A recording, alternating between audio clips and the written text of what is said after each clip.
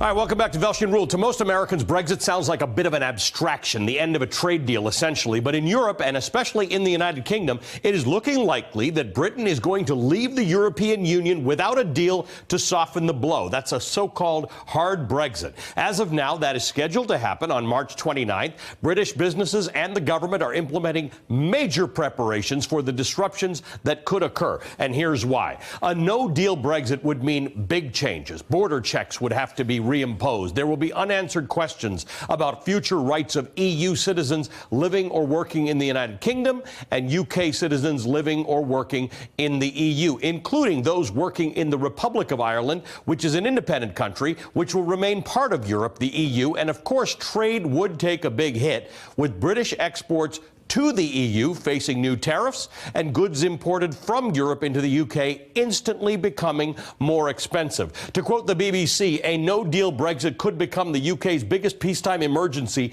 in almost a century. When Big Ben strikes 11 p.m. on March 29th, midnight on the continent, the British government will declare a critical incident and begin 24-hour operations in a command and control mode. Already, a dedicated force of 4,000 civil servants is working to prepare for the no-deal scenario in the United Kingdom.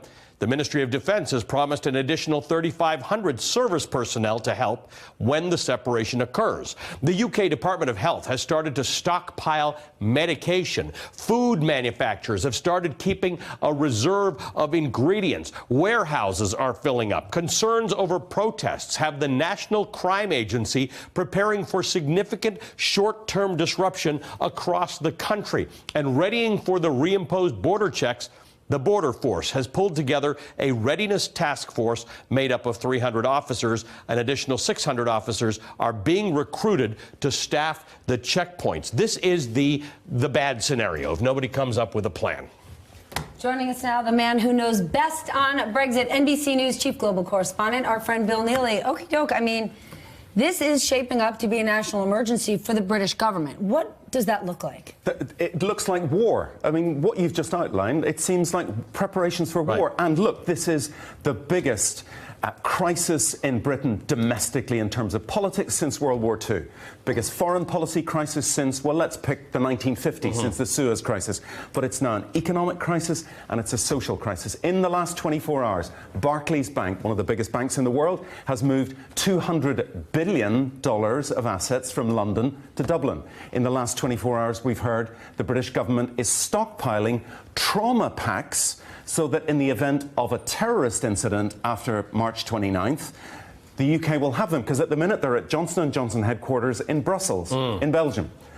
And they don't want to have problems with import controls. So this is look, it's almost an existential problem for Britain. It's certainly an existential problem for Ireland because it relies so much on trade with the UK.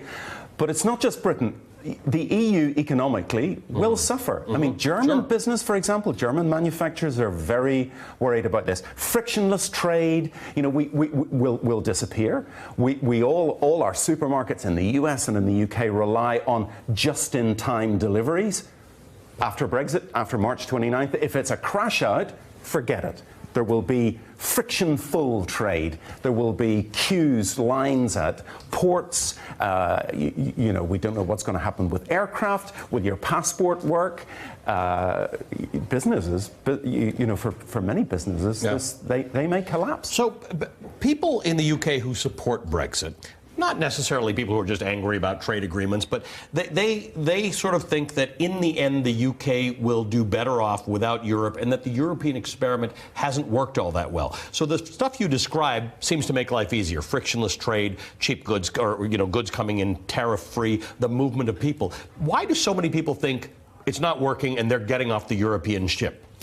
There are many people who support Brexit who have a kind of nostalgia for almost an imperial past, when Britannia ruled the waves, when we could do deals with Australia and Canada. Like their equivalent of the Make America Great Again type of? If you like. And there are many, many parallels between the UK and the US. So let's say in some fantasy future, we can do good trade deal with India. That's not going to come cheap. And India is going to say, OK, we can have a trade deal. But it's not on old imperial terms. It could be on our terms. And by the way, we'd like 100,000 visas for for clever Indians to come to Oxford and Cambridge and other universities. So it's not as simple as the Brexiteers think, but they believe Britain will be better off outside the world's biggest trading area. Well, the Remainers say, let's see how that one works out. It is fundamentally opposite views on things, and we're experiencing incredibly it all over the world and in the United States.